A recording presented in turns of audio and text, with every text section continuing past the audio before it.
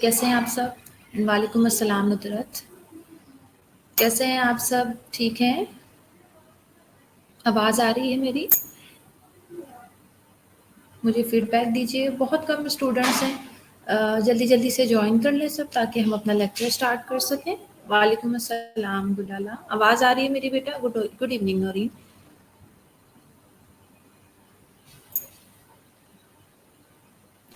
वालेकुम अस्सलाम नीलम। Thank you Naureen. ठीक है, गुड आवाज़ आ रही है। हाँ, मैं ठीक हूँ अल्हम्दुलिल्लाह। आप सब भी ठीक हैं?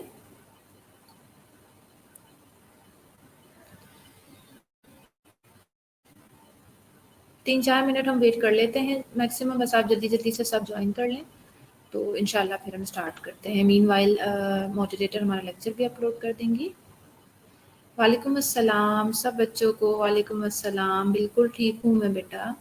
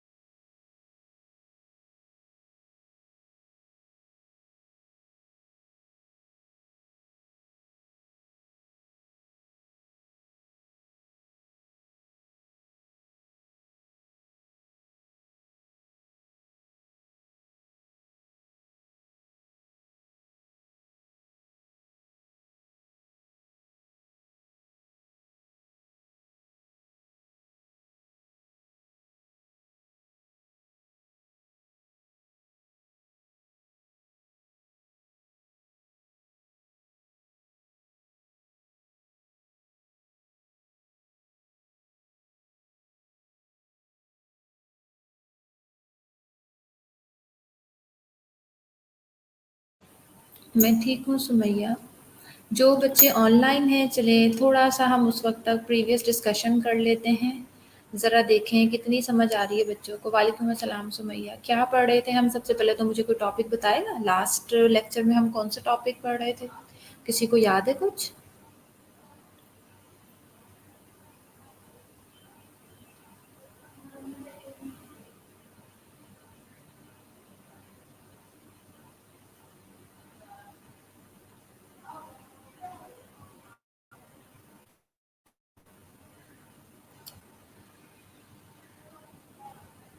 वालेकुम अस्सलाम Shumaila. Which topic we were learning in our last lecture? किसी को याद है?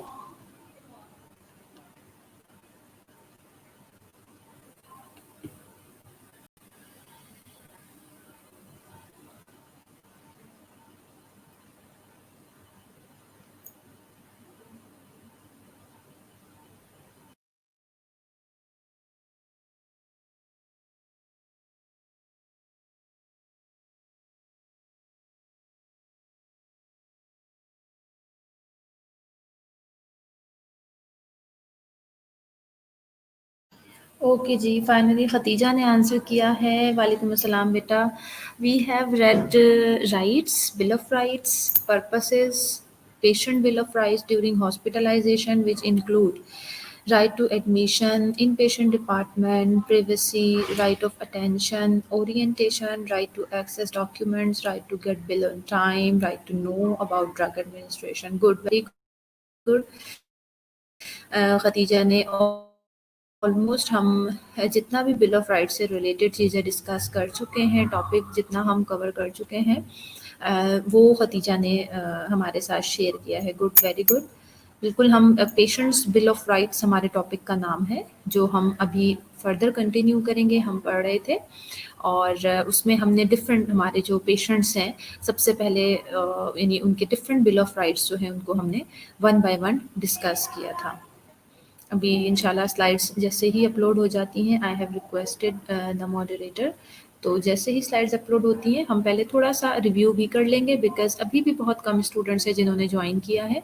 जितनी देर में हम थोड़ा सा प्रीवियस डिस्कस करेंगे, मीनवाइल इंशाल्लाह स्टूडेंट्स की स्ट्रेंथ भी अच्छी हो जाएगी, तो फिर हम आगे फर्दर कंटिन्यू करेंगे। ठीक है, सब स्टूडेंट्स के लिए ये इंस्ट्रक्शंस भी हैं कि जो भी मैं पढ़ा रही हूँ बेटा, एक तो ऑलरेडी हमारा बहुत मैं समझती हूँ कि इजी और बहुत अच्छा सा टॉपिक है, यानी हमारी प्रैक्टिकल फील्ड से बहुत ज़्यादा क्लोज हमारे जितने भी टॉपिक्स हैं वो हम पढ़ रहे हैं। तो सब बच्चे बहुत अच्छे से, बहुत इंटरेस्ट के साथ इसको बेटा पढ़ा करें, पोस्ट रीड किया करें, because next week sorry next month में आपका टेस्ट भी होगा, और प्लस उसके अलावा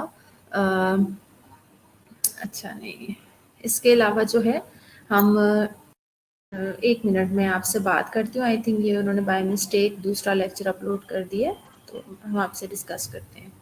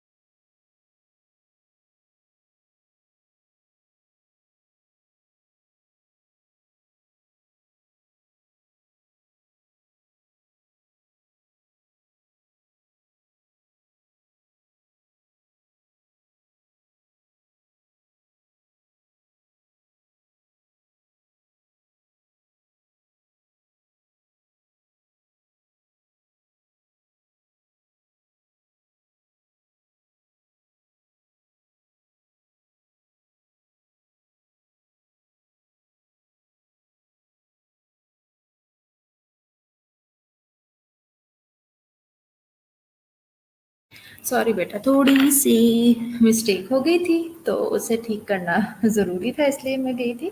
चलिए अच्छा, वालेकुम अस्सलाम वल्लाह। स्टिल 17 स्टूडेंट्स, बुरी बात है भई। देखें, पढ़ने का दिल नहीं चाहता आप लोगों का?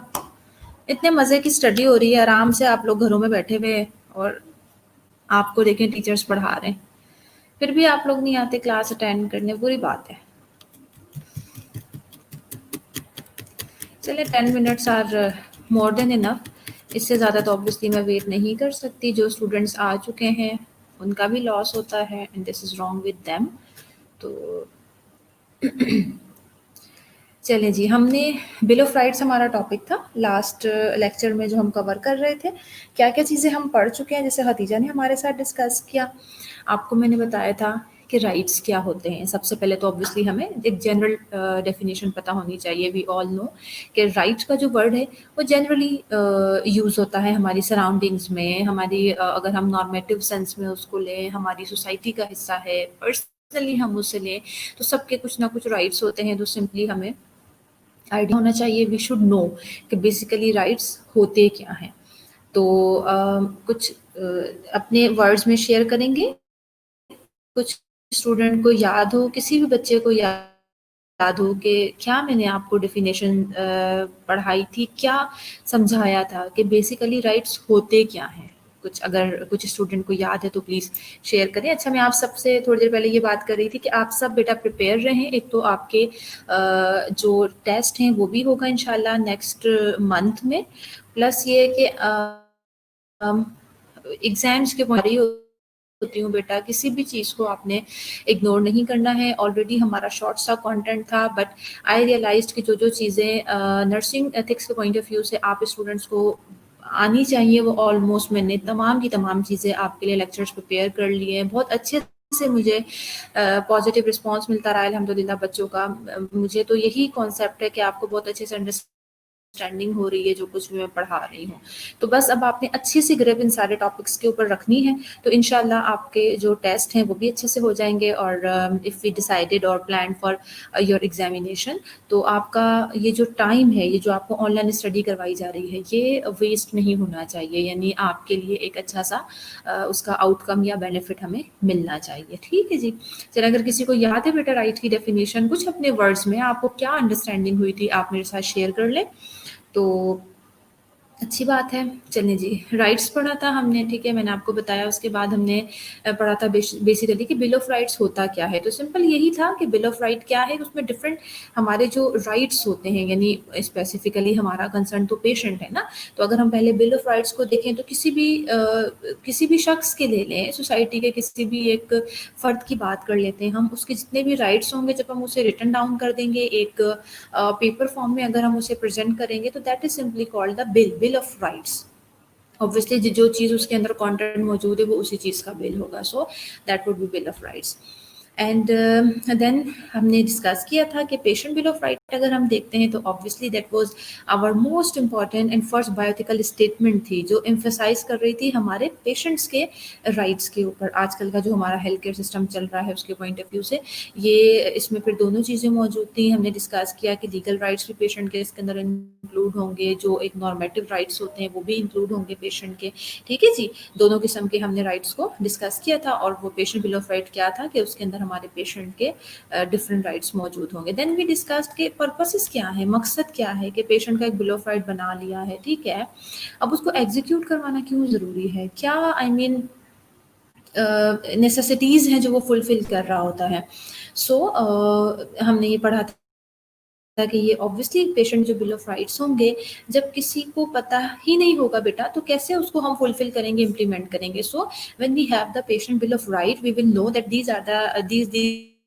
these are the rights of the patient हो, जो भी हेल्थ केयर प्रोवाइडर उन्हें भी पता होगा, तो obviously whenever we needed तो हमें वो सारी चीज़ें हमारे पास अवेयरनेस मौजूद होगी उससे रिलेटेड। एंड प्लस वही मोस्ट इंपॉर्टेंट चीज़, पेशेंट की डिग्निटी, पेशेंट की रिस्पेक्ट, पेशेंट की सेल्फ स्टीम इम्प्रूव करते हैं ये सारी चीज़ें, पेशेंट की आपके साथ कोऑपरेशन को बढ़ाते हैं, पेशेंट आपके ऊपर हेल्थ केयर प्रोवाइडर्स के ऊपर ट्रस्ट करना शुरू कर देता है, पेशेंट की जो भी ट्रीटमेंट होती है उसके अंदर पेशेंट की विलिंगनेस शामिल हो जाती है। प्लस उसके साथ साथ जितने भी लीगल राइट्स होते हैं, अगर किसी पेशेंट के साथ कुछ भी गलत हो रहा है तो ऑब्वियसली ये उसके पास एक लीगल राइट मौजूद होता है कि वो अपने रिस्क के लिए कर सके, वो इजीली इस चीज़ के लिए क्लेम कर सकता है कि मेरे साथ ये चीज़ गलत हुई है। प्लस जो डिसीजन मेकिंग होती है हर चीज़ से रिलेटेड, पेशेंट वेदर इन पेशेंट है, पेशेंट की ट्रीटमेंट से रिलेटेड कोई इश्यूज हो सकते हैं, डिफरेंट प्रोसीजर से रिलेटेड कोई भी डिसीजन मेकिंग हो सकती है, तो हम पेशेंट के लिए हेल्पफुल हो जाता है कि एक तो वो आप पे ट्रस्ट करने लगता है, आपकी सजेशंस को आपके ओपिनियंस को रिगार्ड करना शुरू कर देता है, लेकिन डिसीजन मेकिंग पेशेंट की होती है। तो ऑब्वियसली किसी भी चीज़ से रिलेटेड पेशेंट के लिए डिसीजन करना इजी हो जाता है। प्लस उसे श्योरिटी मिलती है कि मेरी जो भी रिकॉर्ड्स हैं उन्हें कॉन्फिडेंशियल रखा जाएगा, प्राइवेट रखा जाएगा, हॉस्पिटल के रूल रेगुलेशंस होते हैं उन्हें सब फॉलो करते हैं, वेदर हम पेशेंट की बात करें या हम हॉस्पिटल स्टाफ की बात करें। प्लस ये इंश्योर करता है, हमें हेल्प आउट करता है इस चीज़ को आइडेंटिफाई करने में कि जितने भी हमारे पास अवेलेबल रिसोर्सेज हैं, whether they are physical resources हैं या फिर वो आपके आई मीन ह्यूमन रिसोर्सेज हो गए, उनकी जहाँ जहाँ ज़रूरत है, जिस जिस हिसाब से ज़रूरत है वहाँ उसकी यूटिलाइजेशन को हम इंश्योर कर सकें। देन किसी भी टर्शरी हेल्थ केयर फैसिलिटी के अंदर जो पेशेंट के राइट्स हो सकते हैं ना, बिल ऑफ राइट के अकॉर्डिंग जो जो राइट्स किसी भी टर्शरी हेल्थ केयर फैसिलिटी के अंदर पेशेंट के हो सकते हैं वो हमने वन बाय वन डिस्कस किए थे। सबसे पहले हमने राइट टू एडमिशन डिस्कस किया था कि ये हर पेशेंट का राइट है कि वो वार्ड में एडमिट हो सके, ठीक है ना बेटा। दोनों चीज़ें, ओपीडी बेसिस भी हमने डिस्कस किया था, आईपीडी भी डिस्कस किया था कि ओपीडी से ये पेशेंट का राइट है कि ओपीडी में आपके पास पेशेंट आया, आप ओपीडी से रिलेटेड तमाम इन्फॉर्मेशन उसे प्रोवाइड करें। पेशेंट आपने एडमिट करना है, आप ओपीडी के अंदर ही पेशेंट को तमाम जो इन्फॉर्मेशन है वो प्रोवाइड करें, whether they are related to the expenses, whether they are related to the procedure which you are going to perform on the patient, and it can be about the length of stay in the hospital. ये सारी चीज़ें आपने patient को जब आप अच्छे से provide कर देंगे इन्फॉर्मेशन ऑलरेडी, तो ऑब्वियसली पेशेंट की एंग्जाइटी ख़त्म हो जाएगी। इसी तरह इन पेशेंट डिपार्टमेंट में था कि पेशेंट के तमाम जो इवन चेकलिस्ट तक, यानी जो स्टैंडर्ड के इंटरनेशनल स्टैंडर्ड के हॉस्पिटल्स होते हैं, आई मीन उनको चेकलिस्ट तक प्रोवाइड की जा रही है। चेकलिस्ट इन द सेंस बेटा ये नहीं है ऐसा, इट डजंट मीन कि आप उनको कोई रिटन फॉर्म में आप उनको चेकलिस्ट पढ़ा उनके हाथ में पकड़ा देंगे कि जी आईवी कैन पास करना है हमने, तो ये चीज़ें हम फॉलो करेंगे। नहीं, चेकलिस्ट का मीन के पेशेंट के नॉलेज में हर बात होगी उससे एडमिशन से रिलेटेड, वो उस चीज़ को वेरीफाई कर सकेगा कि कौन सी चीज़ें जो है फॉलो की जा रही हैं और कौन सी चीज़ें फॉलो नहीं की जा रही। Then we discussed about the privacy. हमने डिस्कस किया था कि प्राइवेसी भी पेशेंट का राइट है, हर लिहाज से आपने ख्याल रखना है अपने पेशेंट का, पेशेंट को फुल प्राइवेसी प्रोवाइड करनी है। मेल फीमेल पेशेंट, मेल है फीमेल है, उससे रिलेटेड आपने प्राइवेसी का ख्याल रखना है। उसके बॉडी पार्ट्स को अननेसेसरीली आपने एक्सपोज नहीं करना, स्क्रीनिंग यूज़ करनी है, और मॉरल प्राइवेसी है एंड लीगल प्राइवेसी है, दोनों का आपने ख्याल रखना है। प्लस वायलेशन प्राइवेसी की बिल्कुल भी अलाउड नहीं है। Then we discussed our next right, that was the right for attention, कि आपका जो भी पेशेंट है ये उसका राइट है कि आप उससे फुल अटेंशन दें। आपका पेशेंट जब भी, दोनों दो तीन एग्जांपल्स यहाँ पे हम डिस्कस करेंगे, इंक्लूड में दो तीन चीज़ें। आपका पेशेंट आपको जब भी बुलाता है, पेशेंट को पेन हो रहा है, पेशेंट को ड्रिप चेंज करवानी है, पेशेंट को मे बी असिस्टेंस चाहिए किसी भी चीज़ में, वॉशरूम जाना है, वॉटएवर, जब जिस भी काम के लिए आपके पेशेंट ने आपको बुलाया, तो सबसे पहले तो आपने अपने पेशेंट को निगलेक्ट नहीं करना, इग्नोर नहीं करना। आपने फ़ौरन से अपने पेशेंट को जो है उसकी यानी कॉल के ऊपर फ़ौरन से आपने उसको रिस्पॉन्स करना है। प्लस सेकंड चीज़ क्या है, अटेंशन देना about the information. For example sometime ऐसा होता है, आपका पेशेंट जैसे कंसल्टेंट आए राउंड करके गए, समटाइम नहीं, पेशेंट्स थोड़ा सा लाइक हेजिटेट करते हैं डॉक्टर से बात करते हुए, एज़ कम्पेयर टू नर्सेज से वो बड़ा फ्रेंडली, बड़े आराम से बात कर लेते हैं। तो इस तरह के आप लोगों के भी एक्सपीरियंसेस हुए होंगे, आप लोग शेयर कर सकते हैं मेरे साथ। मकसद, you all are post R and student, सबका माशाल्लाह बहुत अच्छा एक्सपीरियंस है, वर्किंग एक्सपीरियंस है। तो एक दूसरे के एक्सपीरियंसेस से हम सीखते हैं, और जो हमारा सब्जेक्ट है आप सबको पता है कि वो बेसिकली यही सब हम पढ़ रहे हैं, patient, health care providers, health care professionals, इन्हीं के अराउंड जो है हमारा टॉपिक सर्कुलेट कर रहा होता है। तो आप लोग साथ साथ अपनी जो टॉपिक से रिलेटेड एक्सपीरियंसेस होते हैं ज़रूर शेयर किया करें। तो हम ये डिस्कस कर रहे थे कि अगर पेशेंट को किसी भी चीज़ से रिलेटेड इन्फॉर्मेशन चाहिए, तो this also comes under right for attention, कि आपने उनको, जैसे मैंने अभी डिस्कस ये कर रही थी, सॉरी, कि अगर फिजिशियन से बात नहीं कर पाते, नर्सेस से बात कर लेते हैं। तो अगर डॉक्टर ने क्या कहा जी, डॉक्टर ने हमारी कोई मेडिसिन चेंज की, या डॉक्टर ने क्या एडवाइस किया है, तो समटाइम हम उन्हें जवाब ही नहीं देते। तो दिस इज़ ऑल्सो नेग्लिजेंस। आपने पेशेंट को बताना है, इन्फॉर्मेशन प्रोवाइड करनी है पूरी, कि आपके डॉक्टर ये बात हमसे करके गए हैं, या जो भी इस तरह की चीज़ें आपने ज़रूर अपने पेशेंट को बताना है। ये सब आती हैं आपकी अटेंशन के अंडर। ओके जी। नेक्स्ट जो हमने पढ़ा था, that was about right for choosing the treatment method. ये हमने ये डिस्कस किया था कि आपका एक पेशेंट है, जिस तरह से और बहुत सारी चीज़ों में हमने कहा कि पेशेंट की डिसीजन मेकिंग होती है, इसी तरह से ट्रीटमेंट मेथड की बात हम कर रहे थे कि पेशेंट के पास फुली राइट होता है कि वो अपनी डिज़ीज़ से रिलेटेड जितनी भी मोडालिटीज़ मौजूद हैं, उनमें से किसी भी एक चीज़ को वो चूज़ कर सके। और उसमें देखें, पेशेंट के कोई भी डाउट्स हैं, जैसे डिफरेंट मोडालिटीज़ हैं, मैंने यहाँ पे आपको एग्जांपल दी थी, ब्रेस्ट कैंसर की एग्जांपल दी थी कि पेशेंट किस स्टेज के ऊपर मौजूद है। देखिए, उसी के अकॉर्डिंग हम डिसाइड करते हैं, फिजिशियंस डिसाइड करते हैं कि पेशेंट को रेडिएशन थेरेपी की तरफ लेके जाना है, या पेशेंट को कीमोथेरेपी देनी है, या पेशेंट को पैलिएटिव केयर देनी है सिर्फ। तो ये सारी चीज़ें, इन सब, और फिर प्लस ये कि अगर जो भी मेडिसिन यूज़ हो रही है, तो उन सब के बारे में भी जो डाउट्स होंगे पेशेंट के, वो सब आपने उन्हें पहले क्लियर करने हैं। उसके कॉस्ट, एडवांटेज, डिसएडवांटेज, सारी चीज़ें जब आप उन्हें बताएंगे, तो आपका पेशेंट उनमें से अपने लिए बेस्ट सॉल्यूशन या बेस्ट चॉइस को सिलेक्ट कर सकता है।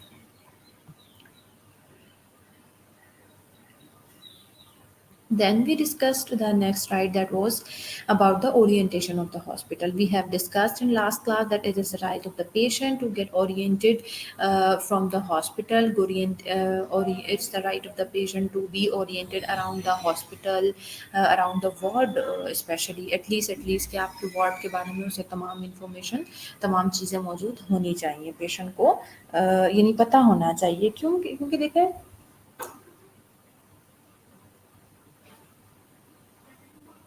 क्योंकि हर लिहाज से इम्पॉर्टेंट है ना। पेशेंट की इंजरी के पॉइंट ऑफ व्यू से हमने डिस्कस किया, उसे पता ही नहीं होगा उसके बेड के इर्द-गिर्द क्या-क्या चीज़ें मौजूद हैं, उसके जिस वार्ड में वो एडमिट है वहाँ कौन-सी चीज़ कहाँ है, तो ऑब्वियसली इंजरी के चांसेस भी होंगे। फिर इसी तरह से नर्सिंग स्टेशन कहाँ है, उसे कोई कंप्लेन है, कोई प्रॉब्लम है तो अब वो आके बता सकता है। तो ये सारी चीज़ें बहुत ज़रूरी होती हैं कि हमने अपने पेशेंट को ओरिएंटेड ज़रूर करवाना होता है हॉस्पिटल से। इसी तरह से right to know about the drug administration, we should know and in fact our patient should know कि उसको कौन सी मेडिसिन दी जा रही है, उसकी क्या क्या टाइमिंग होती है, कितनी डोज होती है। सिंपल लैंग्वेज में एटलीस्ट उसे पता हो कि जी क्या इस मेडिसिन मतलब क्या मकसद है इस मेडिसिन को लेने का। ऑब्वियसली ऐसा तो नहीं है कि हम उसको वहाँ बैठ के पूरा, मैंने लास्ट लेक्चर में भी आपको ये बताया था कि हम उसको वहाँ बैठ के पूरा मोड ऑफ एक्शन समझाने लग जाएंगे, लेकिन देखें पेशेंट हमारे बहुत ही मासूम होते हैं, तो उनको यानी उनकी एंग्जाइटीज़ को ख़त्म करने के लिए ज़रूरी होता है कि हम बिल्कुल कॉमन लैंग्वेज में, सिंपल लैंग्वेज में हम उनके साथ जो मेडिसिन से रिलेटेड है कि मेडिसिन क्यों दे रहे हैं हम उन्हें, यही मेडिसिन क्यों दे रहे हैं, इतनी टाइम क्यों दे रहे हैं, अगर टाइमिंग चेंज कर ली है तो वो बताना। ये सारी चीज़ें हमें अपने पेशेंट्स को ज़रूर बतानी होती हैं, उनका राइट होता है। ओके, देन आई थिंक ये भी हमने डिस्कस किया था कि एक्सेस डॉक्यूमेंट, जितने भी डॉक्यूमेंट होंगे पेशेंट के, उसको जहाँ आपकी ये रिस्पॉन्सिबिलिटी है कि आपने उसकी कॉन्फिडेंशियलिटी, प्राइवेसी का ख्याल रखना है, वहीं ये पेशेंट का राइट है कि उसके डॉक्यूमेंट्स तक उसका एक्सेस तो हो पेशेंट को, यानी उसके लैब वैल्यूज़ हो गई या कोई भी उसकी रिपोर्ट्स होती हैं, डिफरेंट डॉक्यूमेंट्स होते हैं, तो उन सारी चीज़ों को आपके पेशेंट का एक्सेस ज़रूर होना चाहिए। और उसके बाद हमने पढ़ा था कि जो ट्रांस कल्चरल केयर राइट, ये भी आपके पेशेंट का राइट है कि पेशेंट को फुल राइट है कि उसको कंप्लीट नर्सिंग केयर प्रोवाइड की जाए। It should be irrespective of the caste, religion, race, यानी उनका जी सोशल स्टेटस क्या है, उनका इकोनॉमिकल स्टेटस क्या है। हम अगर इस पेशेंट को केयर देंगे तो हमें कोई पूछ-गछ होगी, अगर हम इस पेशेंट को केयर नहीं देंगे तो हमें कोई नहीं पूछेगा। इसी तरह से जेंडर डिफरेंसेस हैं, समटाइम इस तरह से होता है कि कुछ लोग शुरू-शुरू में थोड़ा डिनाई करते हैं, या हमारे कुछ स्टूडेंट्स होते हैं, हम स्टार्ट में जब जाते हैं तो हमारे अंदर इतनी ज़्यादा लाइक ऑब्वियसली हमारे लिए नर्सिंग एक न्यू प्रोफेशन होता है, तो इस तरह की चीज़ें भी नहीं होनी चाहिए कि हम मेल पेशेंट को डील नहीं कर सकते या हम फीमेल पेशेंट को डील नहीं कर सकते, प्लस कोई रेशियल डिस्क्रिमिनेशन नहीं होनी चाहिए। तो इन सारी डिस्क्रिमिनेशंस को एक तरफ रखते हुए this is the right of the patient कि उनको केयर प्रोवाइड की जाए।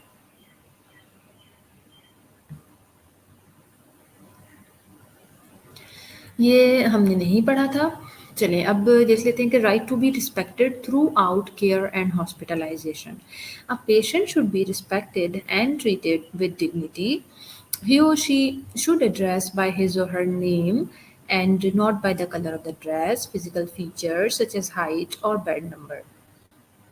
पेशेंट की रिस्पेक्ट जो मैं बार-बार आपको बता रही हूँ, बार-बार आपको पढ़ा रही हूँ, पेशेंट की रिस्पेक्ट बहुत ज़रूरी है। जिस तरह से देखिए हम पढ़ते हैं कि जी आप अपने सीनियर्स को रिस्पेक्ट दें, अपने जूनियर्स को रिस्पेक्ट दें, जिन लोगों के साथ हम काम कर रहे हैं, कोवर्कर्स हैं, उनको रिस्पेक्ट दें। उसी तरह से देखिए पेशेंट की रिस्पेक्ट भी बहुत ज़रूरी है। उसकी डिग्निटी मेंटेन रखना, उसकी सेल्फ एस्टीम मेंटेन रखना, उसकी सेल्फ रिस्पेक्ट का ख़्याल रखना, ये सारी चीज़ें बहुत ज़रूरी हैं। ठीक है जी। उसको उसके नेम से कॉल करें, ये बिल्कुल भी रिगार्ड नहीं होता कि आप उसको उसके बेड नंबर से बुला रहे हैं या आप उसकी डिजीज़ेज़ का नाम लेके बुला रहे हैं, ये बहुत गलत प्रैक्टिस होती है।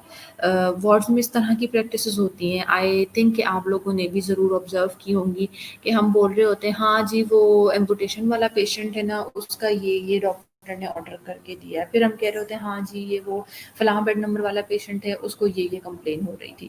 ऐसा नहीं होता। देखिए whether we are having 30-40 patient in our ward, in spite of that मैं समझती हूँ कि ऑब्वियसली जब हम ड्यूटी कर रहे होते हैं तो हम स्पेसिफिक होते हैं ना बेटा, हमारे वार्ड्स या कहना चाहिए जिस तरह से हॉस्पिटल्स होते हैं, हमें बहुत ना सही मैं नहीं कहती कि बहुत ज़्यादा चलें, लेकिन at least this is I think very easy task कि हम जब कंटिन्यू ऑब्वियसली वही ड्यूटीज़ कर रहे होते हैं, पेशेंट हमारे पास लॉन्ग जो है ना टर्म में और लॉन्ग डेज़ के लिए उनका स्टे होता है, तो हम ईज़िली अपने पेशेंट्स का नाम याद हमें हो ही जाता है। हमें कोई ऐसी स्पेशल बात नहीं होती है कि हमें अपने पेशेंट्स के नाम याद करने पड़ते हैं, ऐसा नहीं है। जब हम डेली बेसिस पे अपनी एक आदत बना लेंगे कि हमने जब फिजिशियन को राउंड करवाना है, तो उस वक्त भी ऑब्वियसली हमारे सामने फाइल मौजूद है, हमने पेशेंट को राउंड करवाना, सॉरी फिजिशियन को राउंड करवाना है, जिस पेशेंट के पास भी आप जा रहे हैं उसका नेम आपने फिजिशियन को बताना है। यानी आप अपनी अपनी अगर आदत बना लेंगे, ठीक है ना, कोई बात करेंगे आप पेशेंट से उसका नाम लेके बात करेंगे, फिजिशियन से कोई बात उसके बारे में करेंगे,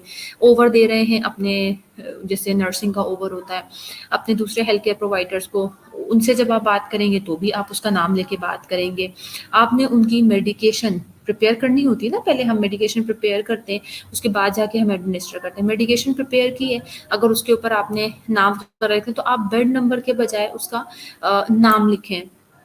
ये वो सारी छोटी-छोटी प्रैक्टिसेज़ होती है कि जब हम ये फ़ॉलो करना शुरू कर देते हैं, तो हमें कभी भी पेशेंट का नाम याद रखने की ज़रूरत नहीं होती है। ठीक है ना बेटा?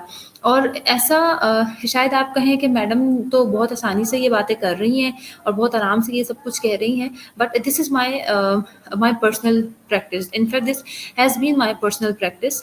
तो मैं इसी तरह से किया करती थी। इवन जैसे देखिए हर हॉस्पिटल का अपना अलग प्रोटोकॉल होता है। I was in army hospital, तो उसमें ये था कि ठीक है, वहाँ पे भी इस तरह की प्रैक्टिसेस होती थी, पेशेंट को बेड नंबर से और इस तरह की चीज़ों से कॉल करना। बट क्या I was in a habit कि मैंने जब पेशेंट की मेडिकेशन प्रिपेयर करनी है, तो मैंने जो ट्रीटमेंट चार्ट है अपने जो भी वेदर सिरिंज है या हम किसी भी चीज़ में उसका नोट डाउन कर रहे हैं, वेदर हम किसी पेपर को उसके ऊपर अटैच कर रहे हैं, तो उस पे बेड नंबर के साथ मैंने पेशेंट का नाम ज़रूर लिखना होता था, प्लस मेडिसिन का नाम ज़रूर लिखना होता था, प्लस मैंने टीडीएस, बीडी जो भी है, ये 3-4 चीज़ें मैंने हर सूरत लिखनी होती थी, ठीक है? चाहे शायद ये थोड़ा-सा हमें अनरियलिस्टिक भी लगे, थोड़ा-सा हमें शायद लगे कि जी 40-50 पेशेंट की मेडिकेशन करनी हो, तो ma'am how this is possible? But this was my practice. तो ये मैं इसलिए आपके साथ शेयर कर रही हूँ। इसका क्या बेनिफिट हमें होता था, अब ये सारी चीज़ें जब मैंने उसके ऊपर नोट डाउन कर ली, when I go to the sorry when I went to the to the patient, जब मैं उनके पास जाती थी, तो obviously उनकी फाइल्स उनके पास मौजूद होती थी। इन spite of writing down all these things, इतना सारा कुछ लिखने के बाद भी I was in a habit कि मैंने फिर उसके बाद उस पेशेंट की फाइल उसके पास ओपन करनी होती थी, पेशेंट से नाम पूछना होता था। ऑल्दो कि मुझे पेशेंट का नाम याद होता था, उनका फेस देख के मैं पहचान लेती थी, इन spite of that it was my habit कि मैं उनका नाम पूछा करती थी। अच्छा ठीक है, ओके, फाइल पे भी यही नाम लिखा है, पेशेंट ने भी यही नाम बताया। Then I this was my habit, I again looked at the treatment chart जो पेशेंट की फाइल के अंदर मौजूद होता था, उसके साथ मैं टैली करती थी। अच्छा जी, ये टीडीएस का टाइम है, इसमें ये इंजेक्शन था, अच्छा यही नाम इस पे लिखा हुआ है, इतनी मेडिकेशन है। तो ये सारी चीज़ें, इससे क्या बेनिफिट होता था, एक तो देखिए मेडिकेशन एडमिनिस्ट्रेशन के जो राइट्स हैं वो हम फुलफिल कर लेते थे, इंश्योरिटी हो जाती थी कि हाँ, हम कोई रॉन्ग मेडिकेशन किसी पेशेंट को नहीं दे रहे, प्लस हम अपने पेशेंट के सिर्फ नाम ही नहीं याद होना शुरू होते थे, हम अपने पेशेंट के साथ फेमिलियर होना शुरू हो जाते थे। पेशेंट का फेस देख के हमें पेशेंट का नाम याद आ जाता था।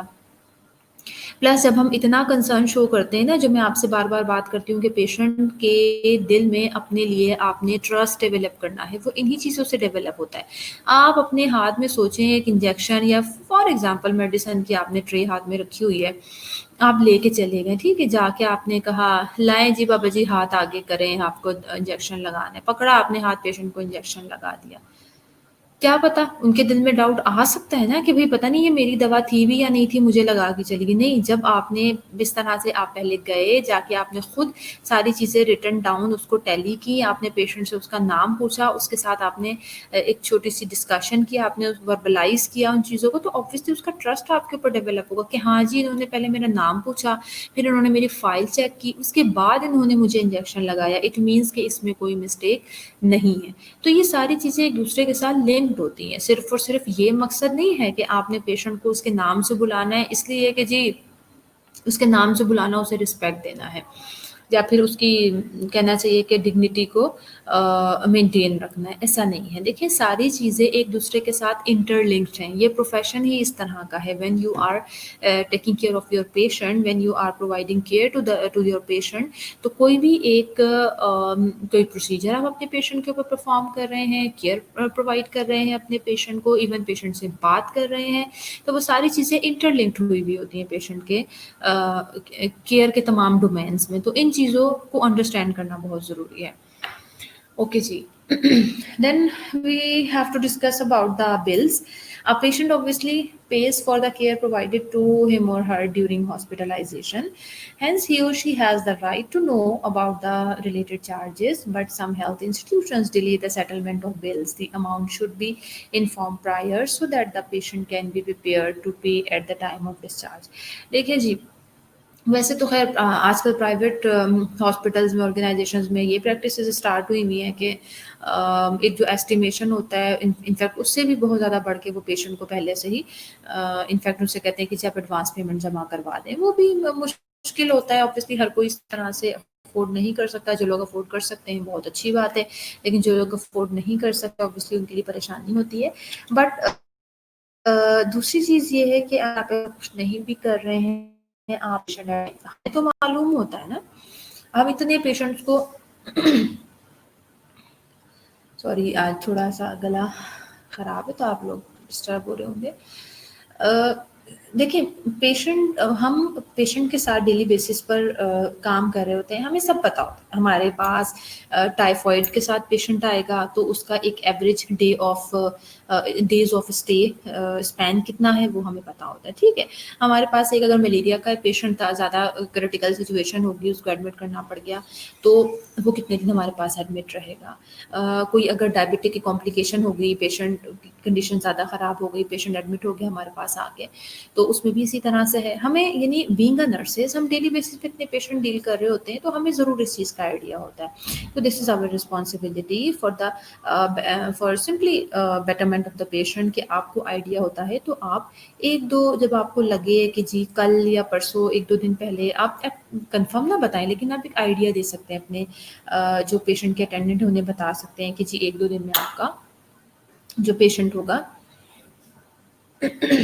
उसे हम डिस्चार्ज कर देंगे। और बिल है जैसे बहुत इजी मेथड है। वैसे तो खैर जो आपके अकाउंट्स वाले होते हैं या रिकवरी वाले होते हैं वो खुद ही पेशेंट के साथ डीलिंग करके इन सारी चीज़ों को लेके चल रहे होते हैं, बट फिर भी आप पूछ सकते हैं कॉल करके रिकवरी में कि जी हमारा ये फ़लाँ नाम का पेशेंट है, इस डिज़ीज़ के साथ था, आप बता सकते हैं इनका क्या बिल का स्टेटस है, क्या इनको लाइक अगर हम 2 दिन बाद डिस्चार्ज कर देंगे, या चलिए आप फ़िलहाल का बैलेंस उनको बता दें। उससे क्या हो जाएगा कि उनके माइंड में आप उनको वो अमाउंट बता देंगे तो एटलीस्ट उनके माइंड में हो जाएगा, अच्छा ठीक है हमारा पेशेंट इतने दिन एडमिट रहा तो उसके इतनी पेमेंट या इतना बिल बना है, तो ठीक है हम मेंटली प्रिपेयर हैं। प्लस वो उनको अगर कहीं से फाइनेंशियल कॉन्स्ट्रेंट्स हैं तो वो उसको लाइक उनके लिए हेल्पफुल हो जाता है कि वो कहीं से अगर उन्होंने पेमेंट अरेंज करनी है इस तरह की चीज़ें तो वो उसको अरेंज कर लेते हैं। उसका बेनिफिट ये होता है कि at the time of discharge कोई पैनिक क्रिएट नहीं होता, इस तरह की प्रॉब्लम्स नहीं होती, और ना ही पेशेंट या उनके उनके अटेंडेंट के लिए ये चीज़ें होती है कि सडन से उनको कहाँ से वो अमाउंट अरेंज कर, ये सारी चीज़ें।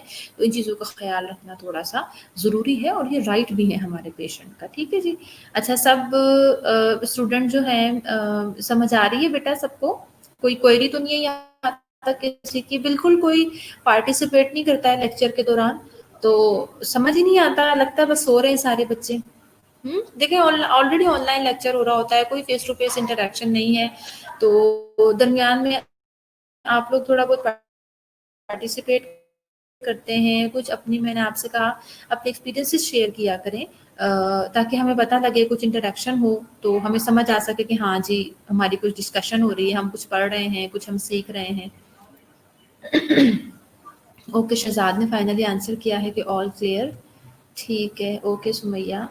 अच्छा सो तो नहीं रहे? नो मैम उठे हुए हैं। अच्छा सोनिया ने कहा हम उठे हुए हैं, ठीक है, गुड।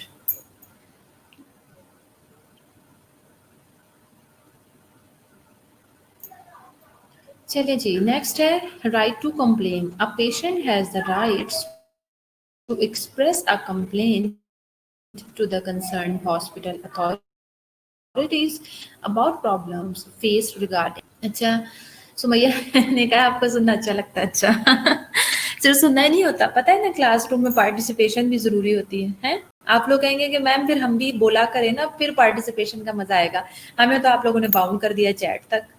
ओके, गुड ग़ज़ाला, जाग रहे हैं तो। चलिए, a patient has the right to express a complaint to the concerned hospital authorities about the problem faced regarding treatment or care or regarding issues such as a lack of respect. Every hospital should have an inbox which is used to obtain the patient's feedback about the hospital procedure and the nursing care. देखें जी, ये right है हमारे patient का। Patient ward में admit है, weather IPD services ले रहा है, ओपीडी सर्विसेज ले रहा है, वेदर वो इवन एक सिंपल लैब इन्वेस्टिगेशन करवाने आए हैं, कुछ भी है, ये पेशेंट का राइट है। उसने आपके हॉस्पिटल की सर्विसेज यूज़ की हैं, उसने आपको पे किया है, whether in government hospitals, government pay कर रही है, this is the right of the government के वो जो अपनी सोसाइटी के लोग हैं उनको हेल्थ केयर सर्विसेज प्रोवाइड करें। तो दोनों कंडीशंस में, whether we discuss about the private organisations और the government organisation, this is the right of the patient कि उसकी केयर से रिलेटेड जो भी कंप्लेंट्स हो, प्लस बोथ थिंग्स, कंप्लेंट्स हो, सजेशंस हो, ओपिनियंस हो, वो प्रोवाइड करें। एक सजेशन बॉक्स होना चाहिए। सनिया को विश कर दे, उसकी बर्थडे है। अच्छा जी, सुमैया को okay Sumaiya, okay Sumaiya, happy birthday जी। डांट पड़ जाएगी मुझे, ठीक है? बर्थडे विश करवा रहे हो तुम लोग क्लास के दौरान मुझसे, वो भी ऑनलाइन लेक्चर के दौरान, है ना? चाहते हो मिस को डांट पड़ जाए? चलिए जी, ये हमारे पेशेंट का राइट है कि हम एक सजेशन बॉक्स या कंप्लेंट बॉक्स है वो होना भी चाहिए, प्लस उसके अंदर जो लोग सजेशन या कंप्लेंट वगैरह देते हैं, ये नहीं है कि उसके ताले को ज़ंग ही लग जाए, ठीक है जी? उसको ओपन करना चाहिए, जो भी कंसर्न अथॉरिटीज़ हैं, उन्हें पॉजिटिवली लेना चाहिए, जो कंप्लेंट्स हैं, उन्हें कोशिश करनी चाहिए कि उन कंप्लेंट्स को आप ख़त्म करें और जो है अगर किसी ने कोई ओपिनियन दिया है, सजेशन दिया है, आप उसको पॉजिटिवली लें, हो सकता है वो आपके हॉस्पिटल की बेटरमेंट के लिए फर्दर हो सके, ठीक है बेटा? और प्लस ऑब्वियसली अगर कभी इस तरह की पेशेंट को कंप्लेन है कि उनको रिस्पेक्ट नहीं प्रोवाइड की जा रही, तो ये भी ख्याल रखना बहुत ज़्यादा ज़रूरी है, ये सारी चीज़ें। और ये सारी चीज़ें देखें, जिस तरह से हम किसी भी हॉस्पिटल की बात करते हैं जहाँ हम काम कर रहे होते हैं। अच्छा, एक मिनट, नीलम ने कुछ शेयर किया है, पहले वो पढ़ लेते हैं। There is everywhere written in hospital about patient's right, but there is not mention about employee right. नीलम बेटा, बेस अभी एग्जैक्टली आपने जो मुझसे बात की, एग्जैक्टली इसी तरह की मैं आपसे एग्जांपल शेयर करने लगी थी। पहले आपके सवाल का जवाब कि बिल्कुल पेशेंट के राइट्स होते हैं, तो उसी तरह से एम्प्लॉयज़ के भी राइट्स होते हैं। देखें, आपने हॉस्पिटल्स में ये स्टेटमेंट्स भी पढ़ी होंगी, जगह जगह बहुत बड़े बड़े बोर्ड्स लगे। I was working in Karachi when I was working in a hospital, तो वहाँ वैसे तो खैर बहुत सारे राइट्स होते हैं, लेकिन एक मैं आपसे स्पेसिफिक डिस्कस करती हूँ कि वहाँ बड़े बड़े बोर्ड्स जो है ना लगा के उसके ऊपर बहुत क्लियरली ये चीज़ लिखी हुई थी कि हम अपने जो एम्प्लॉयज़ हैं उनके साथ वायलेंस को बिल्कुल भी एक्सेप्ट नहीं करेंगे, यानी जो वायलेंस है वो बिल्कुल भी एक्सेप्टेबल नहीं है, ठीक है ना? तो यानी किसी भी किस्म का वायलेंस हम उसमें सिंपल क्लियर लिखा हुआ होता था कि इसका जो कॉन्सिक्वेंस है वो सिंपली है कि हम आपके पेशेंट को ऑल ऑफ द सडन जो है हम उसको डिस्चार्ज कर देंगे, ठीक है? तो इसी तरह से जहाँ हम अपने एम्प्लॉय के राइट्स की बात करते हैं, तो when you join any organization, तो उसका जो एचआर डिपार्टमेंट होता है, हमेशा एचआर डिपार्टमेंट की जो वो एक पूरा मैनुअल होता है, उसके अंदर आपकी जेडीज वगैरह के साथ साथ एक हेडिंग होती है एम्प्लॉय राइट्स की। उसमें तमाम एम्प्लॉय के तमाम राइट्स मौजूद होते हैं। जैसे एग्जांपल्स मैं आपको देती हूँ, मेडिकल बेनिफिट्स देना और उनकी जो डिफरेंट लीव्स होती हैं वो उनका राइट है, उनकी सैलरी उनका राइट है। तो ये और भी बहुत सारे राइट्स होते हैं, वो सारे उसके अंदर लिखे होते हैं। ऐसा नहीं है कि हर जगह सिर्फ पेशेंट के राइट्स लिखे होते हैं। राइट्स जो हैं आपके, जो एचआर डिपार्टमेंट होता है उसके अंदर वो राइट्स जो है वो रिटन फॉर्म में एम्प्लॉय के भी लिखे हुए होते हैं। तो लेकिन बात वही है कि बेटा जब हम अच्छी तरह से अपने पेशेंट को केयर प्रोवाइड करेंगे, अपने पेशेंट की राइट्स को फुलफिल करेंगे, तो अल्टीमेटली हमारे राइट्स भी फुलफिल होंगे। और एक बात हमेशा याद रखिएगा, जो मेरा अपना भी बहुत बिलीफ है कि अगर आपके राइट्स कोई कहीं पे भी फुलफिल नहीं कर रहा है, तो मैं ये तो नहीं कहूँगी कि अपने राइट्स के लिए बात नहीं करनी चाहिए, नहीं, अपने राइट्स के लिए बात करनी चाहिए, अपने राइट्स के लिए इवन फाइट भी करना चाहिए। बट इट डज़न्ट मीन कि आप के राइट्स अगर कोई फुलफ़िल नहीं कर रहा तो अपने पेशेंट के राइट फुलफ़िल करना छोड़ देंगे। हमेशा इन योर डेली लाइफ़ एक मेरी बात उस तरफ निकल आई है तो चलें, बीइंग अ टीचर ये मेरी एडवाइस भी है सबको, whether not only about the patient care, आप जहाँ कहीं भी मौजूद हैं, आप जिस भी रिश्ते में मौजूद हैं, आप जिस भी जॉब में मौजूद हैं, you should always try to fulfil the rights of other. अगर आप दूसरों के राइट्स को बहुत अच्छे तरीके से फुलफ़िल करेंगे इन स्पाइट ऑफ दैट कि कोई आपके राइट्स को फुलफ़िल कर रहा है या नहीं कर रहा, तो बिलीव मी आपके साथ लाइफ़ में कभी भी कुछ बुरा नहीं होगा। वो शख्स आपके राइट्स पूरे नहीं कर सकता ना सही, अल्लाह ताला आपके लिए सबब बना देते हैं कि आपके लिए आसानियाँ होती हैं और आपके राइट्स फुलफ़िल किए जाते हैं। तो यही यहाँ पे आपकी एग्ज़ाम्पल से रिलेटेड ही मैं यहाँ पे डिस्कस करने लगी थी कि ये सजेशन और इस तरह की सारी जो चीज़ें होती हैं सिर्फ़ और सिर्फ़ पेशेंट के लिए नहीं है। ठीक है, हमने एक हॉस्पिटल में भी देखें जिस तरह से एचआर डिपार्टमेंट की एक पॉलिसी होती है, आपका एचओडी आपको अप्रेज़ करता है, अप्रेज़ल में आपके डिफरेंट चीज़ें काउंट होती हैं और उसी के अकॉर्डिंग आपको नंबरिंग दी जाती है ना, और फिर उसको कैलकुलेट करके एचआर में भेज दिया जाता है एंड देन एचआर जो उसको अकॉर्डिंगली आपके जो भी अप्रेज़िस होते हैं वो उसके ऊपर अप्लाई करते हैं। तो इसी तरह से बेटा जब आप जब आप किसी ऑर्गेनाइजेशन में काम कर रहे होते हैं, आपको आपका प्रॉपर फीडबैक भी लिया जाता है। तो इसी तरह से ये फीडबैक पेशेंट की तरफ से होता है। ये भी बहुत ज़रूरी है। अगर उस फीडबैक से आपको सैलरी मिलनी है, तो देखिए हमारा प्रोफ़ेशन इस किस्म का है कि पेशेंट का फीडबैक तो मैं समझती हूँ कि शायद उस सैलरी और उस अप्रेज़ल से भी बहुत ज़्यादा है, बहुत ज़्यादा इम्पोर्टेंट है। ठीक है ना? तो ये बहुत ज़रूरी है, इन चीज़ों को आप छोड़ दें, कोई आपके साथ क्या कर रहा है, कुछ नहीं, बस आपने ये ख़्याल रखना है कि आपने अपने पेशेंट के जो राइट्स हैं, उनको आपने फुलफ़िल करना है बस। अपने पेशेंट के जो राइट्स हैं उनको आपने नहीं छोड़ना है। कोई आपके साथ कुछ भी कर रहा है और इसी तरह से कंप्लेन है, सजेशंस हैं, आप भी कल को इंशाल्लाह किसी बड़ी पोस्ट के ऊपर, बड़ी सीट के ऊपर बैठेंगे, तो अपने पेशेंट उनको सिर्फ़ मेरा कहने का ये मकसद था कि उन बॉक्सेस को सिर्फ़ और सिर्फ़ लॉक लगा के नहीं रख देना है, उन बॉक्सेस को ज़ंग ना लग जाए, उनको एक टाइम बनाएँ, मंथली ओपन करें, ठीक है? हायर अथॉरिटीज़ के पास इतना टाइम नहीं होता, आप मंथली ओपन करें, आप प्लस मैं तो ये सजेस्ट करती हूँ कि अगर हायर अथॉरिटीज़ के पास इतना टाइम नहीं भी होता, इवन डिफरेंट जो आपके शिफ्ट के सुपरवाइज़र और इंचार्जेस होते हैं, मैं तो प्रेफ़र करती हूँ कि हायर अथॉरिटीज़ तक आपको जाने की ज़रूरत ही नहीं है। If you are faithful with your profession, with your patient, तो आप खुद से इनिशिएटिव लें, आप उनसे परमिशन लें, उनसे कहें जी कि हम अपने पेशेंट की जो कंप्लेंट्स हैं, या फिर आप उसके अलावा एक बॉक्स अपने जो है काउंटर के ऊपर रख दें। आप कहें कि वी वांट टू नो, हम जानना चाहते हैं कि हमारे मरीज़ को हमारा पेशेंट हमें क्या पॉजिटिव कार्ड दे के गया है, हमारे पेशेंट को हमारे अंदर क्या बात अच्छी लगी है, हमारे पेशेंट ने हमें क्या सजेस्ट किया है, उसे क्या लगता है कि किस चीज़ से ज़्यादा बेटर केयर प्रोवाइड की जा सकती है, क्या कंप्लेन उसने हमें दी है। वी वांट टू नो, ताकि हम इन चीज़ों को मज़ीद बेटर कर सकें। और देखें, जिस शख्स के ऊपर सारी चीज़ें गुजर रही होती हैं, उससे ज़्यादा बेटर कोई भी नहीं बता सकता। तो ये तो बड़ा मैं समझती हूँ कि हमारे पास एक कहना चाहिए कि बड़ा अच्छा प्लस और पॉजिटिव पॉइंट होता है कि हम चीज़ों को इससे बेटर कर सकते हैं। इसकी मैं एग्ज़ाम्पल भी आपके साथ एक शेयर करती हूँ। कुछ स्टूडेंट्स की पार्टिसिपेशन है, उसे भी पढ़ लें, फिर कहेंगे मैम कहती हैं आप पार्टिसिपेट किया करें, देखें अब हम पार्टिसिपेट करें तो मैम पढ़ नहीं रही। अच्छा जी। नीलम की बात हमने पढ़ी, खतीजा ने कहा है कि पेशेंट के राइट और रिस्पॉन्सिबिलिटीज़ लिखे होते हैं। जी हाँ, बिल्कुल। खतीजा ने ही कहा है कि मीन्स कि अगर पेशेंट राइट हैं तो उनके भी रिस्पॉन्सिबिलिटी है। जी बिल्कुल खतीजा, यही मेरी बात का मकसद था कि देखें राइट और रिस्पॉन्सिबिलिटीज़ दोनों चीज़ें साइड बाय साइड चल रही होती हैं। जैसे हम बहुत सारे सब्जेक्ट्स में पढ़ते हैं, हम इस्लामियत के सब्जेक्ट में पढ़ते हैं, देखें कि अगर पेरेंट्स के कुछ राइट्स होते हैं तो इसी तरह से पेरेंट्स की रिस्पॉन्सिबिलिटीज़ भी हैं। इसी तरह से स्टूडेंट टीचर रिलेशनशिप की बात करें तो स्टूडेंट के कुछ राइट्स हैं तो स्टूडेंट की रिस्पॉन्सिबिलिटीज़ भी हैं। टीचर के अगर राइट्स हैं कि उन्हें रिस्पेक्ट दिया जाए, तो टीचर की फिर ये रिस्पॉन्सिबिलिटी भी है कि वो अपने स्टूडेंट्स को उसी तरह से डील करें, उन्हें उतना ही अच्छा पढ़ाए। Same is the case with the nurse and the patient relationship, कि जिस तरह से पेशेंट के राइट्स हैं उसी तरह से ये नर्स की सबसे इम्पॉर्टेंट राइट है और पेशेंट की रिस्पॉन्सिबिलिटी है कि वो स्टाफ को जो है वो एक रिस्पेक्ट दे। ठीक है जी। और यही मैंने आपको बताया कि जब आपका उनके साथ एक अच्छा रिलेशनशिप होगा, जिसकी सबसे पहली और बेसिक चीज़ आपकी अच्छी कम्युनिकेशन होती है। When you are communicating with your patient very effectively और बहुत अच्छे से अपने पेशेंट से बात कर रहे होते हैं, तो दिस इज़ द पॉइंट मैं समझती हूँ कि अच्छी कम्युनिकेशन जो है ना, वो तो बस मतलब बड़ी से बड़ी चीज़ को ना, बड़े से बड़े झगड़े को, बड़े से बड़े मसले को बड़े स्मूथली हल कर देती है। And this is my personal experience. अल्हम्दुलिल्लाह people mostly they say about me that I am a very good communicator.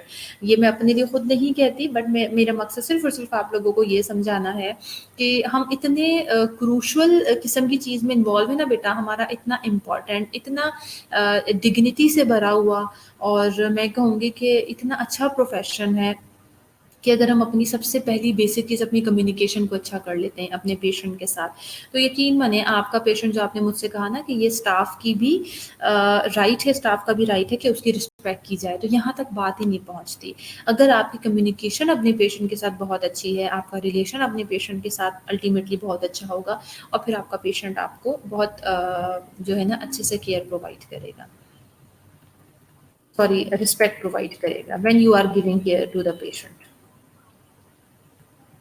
अच्छा, गुले लाला ने हमें कहा है कि अटेंडेंस तो बाद में, बट जो हेड नर्स होती है अगर वही पेशेंट और अटेंडेंट के सामने रिस्पेक्ट नहीं करती तो पेशेंट। जी बेटा गुले लाला, यू आर ऑल्सो राइट। चलें आप लोग अटेंडेंस मार्क करवा लें जल्दी से, तो फिर हम गुले लाला की बात पे थोड़ा सा डिस्कस कर लेते हैं। अटेंडेंस मार्क करवा लें तमाम स्टूडेंट जल्दी जल्दी से, moderator is waiting for you.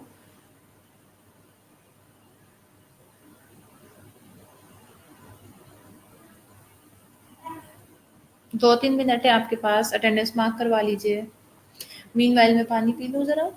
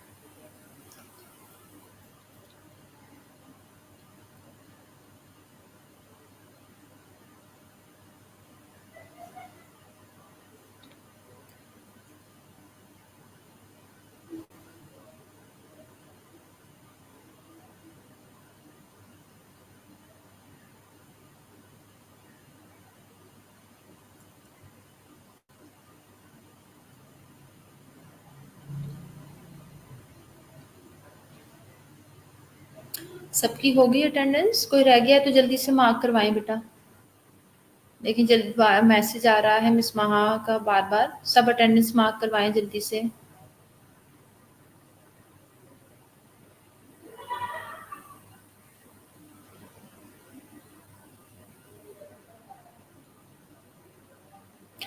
अच्छा, गुले लाला की बात पे हम डिस्कशन कर लेते हैं, और साथ आई थिंक एक और बच्ची ने, सुमैया ने ये बात की है। यू बोथ आर राइट बेटा। अनलकीली ऐसा है कि जो हमारी सीनियर नर्सेज़ हैं, हेड नर्सेज़ हैं, एंड स्पेसिफिकली जो गवर्नमेंट सेटअप्स हैं, गवर्नमेंट हॉस्पिटल हैं, इसमें ज़्यादा इस तरह की चीज़ें हमें फ़ेस करनी पड़ती हैं। बट मैं फिर भी यही आपसे कहूँगी बेटा कि हमने हमने भी किया है। I am basically from army, तो in spite of all these things वहाँ पे भी इस तरह की चीज़ें हमें फ़ेस करना पड़ती थी। बट जो मेरा अपना पर्सनल एक्सपीरियंस रहा है कि यही है कि बेटा हम we are as we are juniors, अब किसी के नेचर को हम नहीं बदल सकते। आसान तरीका बहुत क्या होता है, अपने काम को परफेक्ट करें सबसे पहली चीज़। आप अपनी तरफ से किसी को मौका ना दें कि आपकी कोई मिस्टेक हो, ठीक है, ह्यूमन बीइंग है, गलती हो जाती है, लेकिन आप इंटेंशनली कोशिश ये करें कि आपसे कोई मिस्टेक ना हो।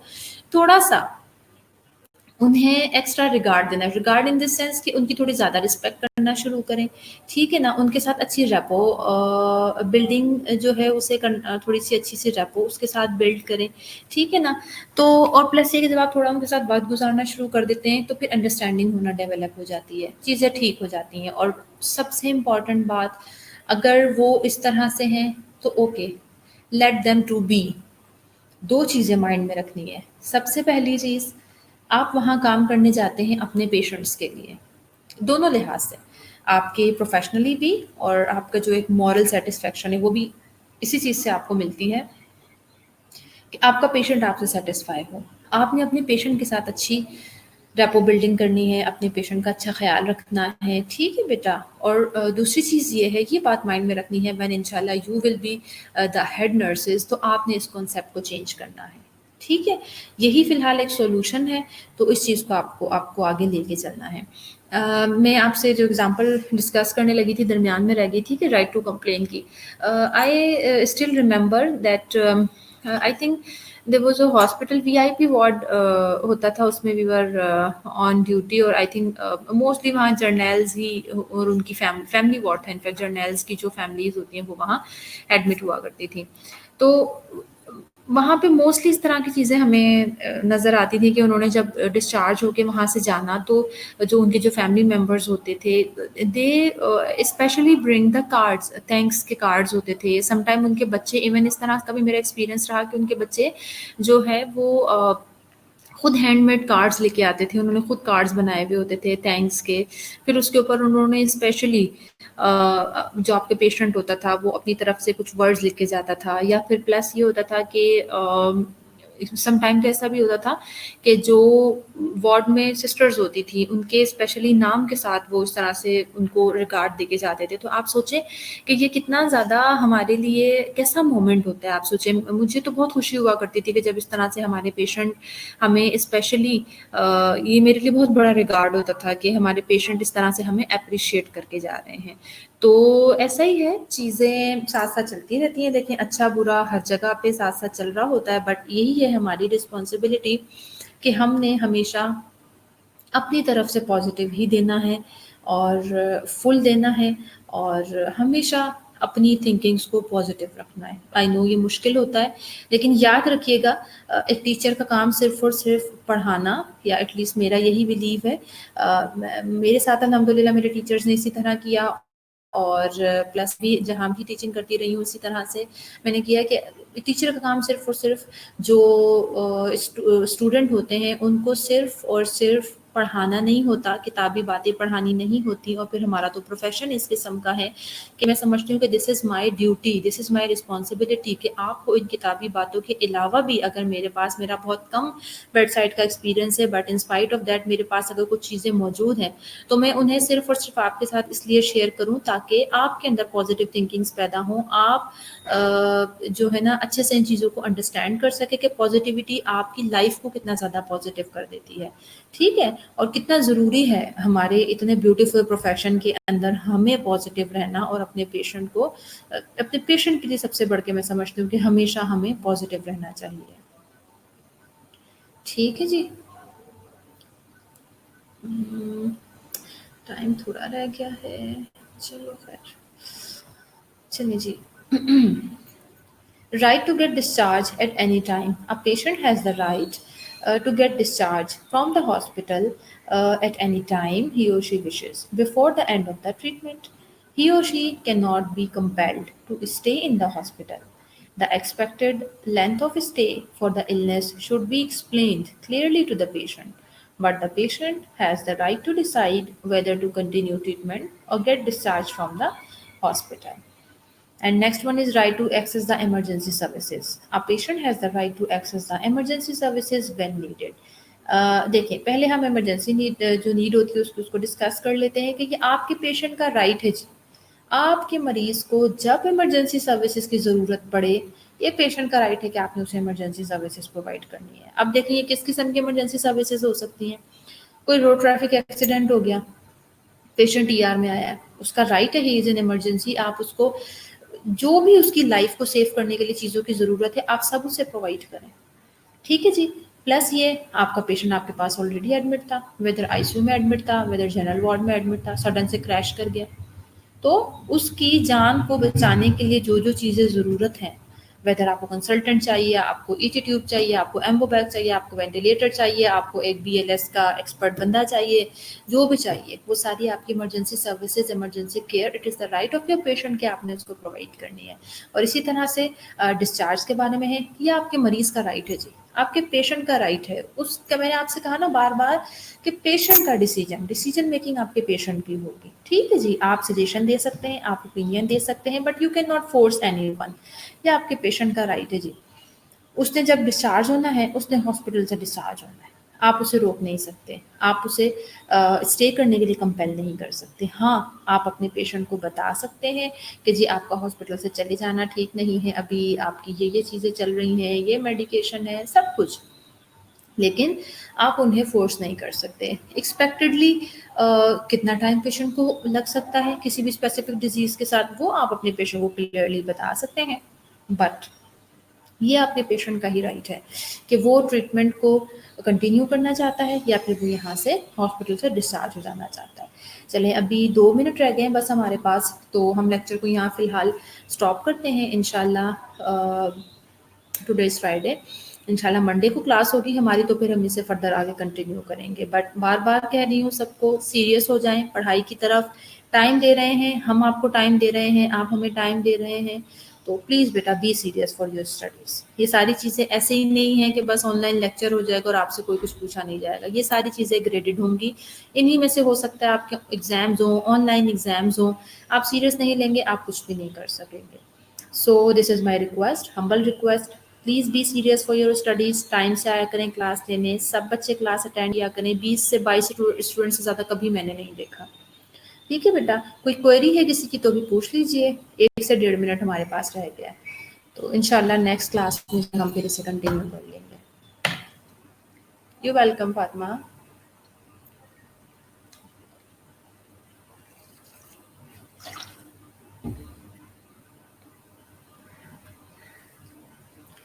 ओके दिला, मैं आज कर दूंगी बेटा।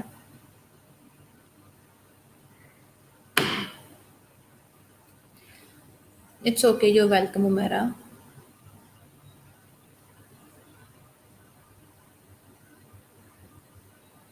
थैंक यू भतीजा।